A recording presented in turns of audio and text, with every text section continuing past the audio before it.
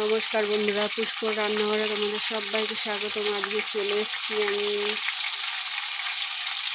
কচুর গাঠি রান্না করব, মানে কচুর মুখি। অনেকে গাঠি বলে, অনেকে কচুর মুখি বলে।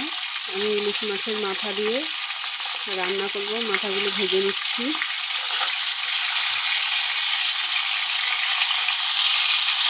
আর 2 পিস রুই মাছও নিয়ে নিয়েছি, বেগুন দিয়ে ঝোল করব।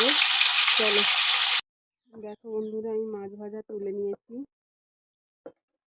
এখন আমি ফোড়ন দিয়ে দেবো সামান্য জিরে, সাদা জিরে।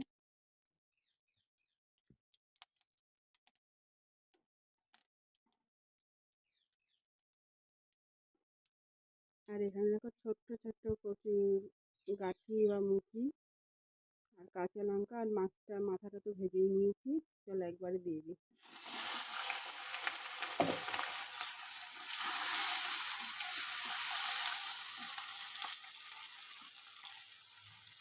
দিয়ে দেবো স্বাদ মতো লবণ,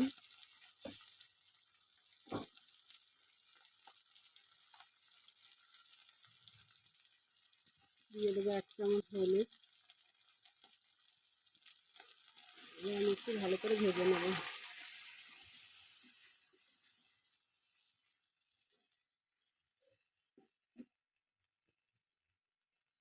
অল্পই করেছি, কারণ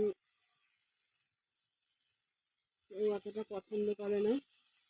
আমার ছেলে বিশেষ করে পছন্দ করে না। চলো এবার জল দিয়ে দিই।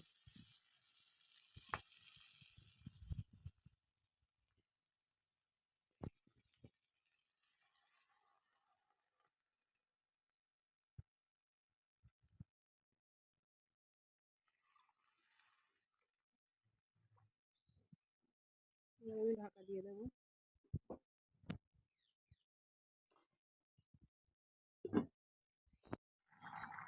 দেখো বন্ধুরা, আমার প্রায় হয়ে এসছে কচুর গাঠির তরকারি ইলিশ মাছের মাথা দিয়ে। মাথাগুলো আমি গোটাই রাখবো, নাহলে কাটা কাটা হয়ে যাবে। নামানোর আগে একটু ধনেপাতা দিয়ে দেবো। চলো এবার নামিয়ে নিই। দেখো বন্ধুরা, আমার কচুর কাঠির ঝোল হয়ে গেছে।